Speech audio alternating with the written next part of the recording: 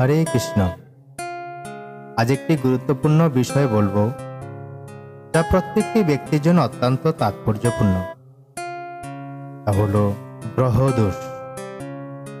রাহু, কেতু, শনি প্রভৃতি দোষ। যদি আমরা এই সমস্ত দোষগুলি দ্বারা প্রভাবিত হই, তাহলে আমরা কোনো কাজেই সফলতা অর্জন করতে পারবো না। বিভিন্ন সমস্যার সম্মুখীন হব। ব্যবসা, চাকরি, এমনকি লেখাপড়া পর্যন্ত কোনোটাই আমরা সাকসেসফুল হব না। অনেকে এই নবগ্রহ দোষ কাটানোর জন্য জ্যোতিষীদের কাছে গিয়ে অনেক দাম দিয়ে বিভিন্ন ধরনের পাথর ব্যবহার করি, বা অনেকে এই নবগ্রহ দোষ কাটানোর জন্য বিভিন্ন গ্রহযজ্ঞাদি করি। কখনো কখনো ওই পাথরে কোনো কাজও হয় না। তো আজ আমরা বলবো কিভাবে এই নবগ্রহ দোষ থেকে রক্ষা পেতে পারি। নৃসিংহদেবের 9টি নাম পাঠ করলে এই নবগ্রহ দোষ থেকে আমরা মুক্ত হতে পারি। সেই 9টি নবগ্রহের দোষ কাটানোর নামটি এখন আমরা উচ্চারণ করব। ওম জ্বালা নরসিংহায় নমঃ। ওম পাবন নরসিংহায় নমঃ। ওম অহবিলা নরসিংহায় নমঃ। ওম মালোলা নরসিংহায় নমঃ। ওম যুগানন্দায় নরসিংহায় নমঃ। ওম ভার্গব নরসিংহায় নমঃ। ওম করঞ্জা নরসিংহায় নমঃ। ওম ছত্রবটা নরসিংহায় নমঃ। ওম বরাহ নরসিংহায় নমঃ।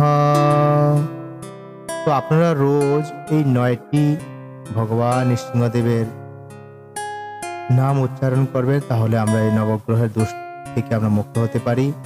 তো দেখুন, এখানে বলা হচ্ছে যে ওম জ্বালা নরসিংহায় নমঃ।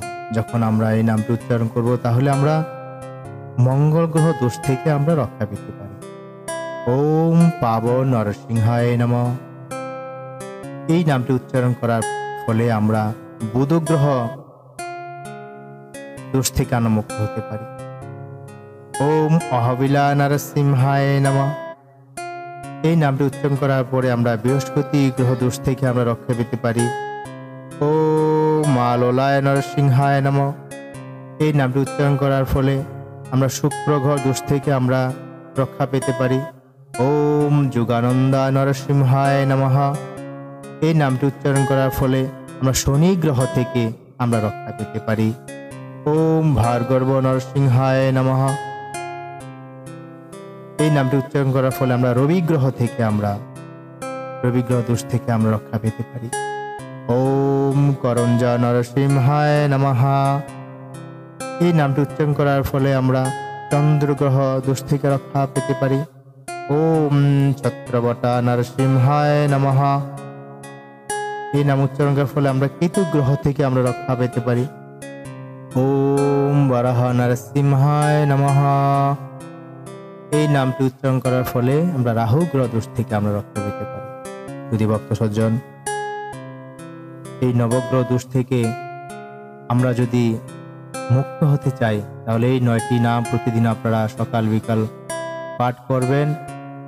পাঠ করতে না পারলে অন্তত শ্রবণ করবেন, তাহলে আপনি এবং আপনার পরিবারের সকলেই এই নবগ্রহ দোষ থেকে মুক্ত থাকতে পারবেন। হরে কৃষ্ণ। শ্রী শ্রী নৃসিংহদেব ভগবান কি জয়। প্রহ্লাদ মহারাজ কি জয়। গৌর প্রেমানন্দে।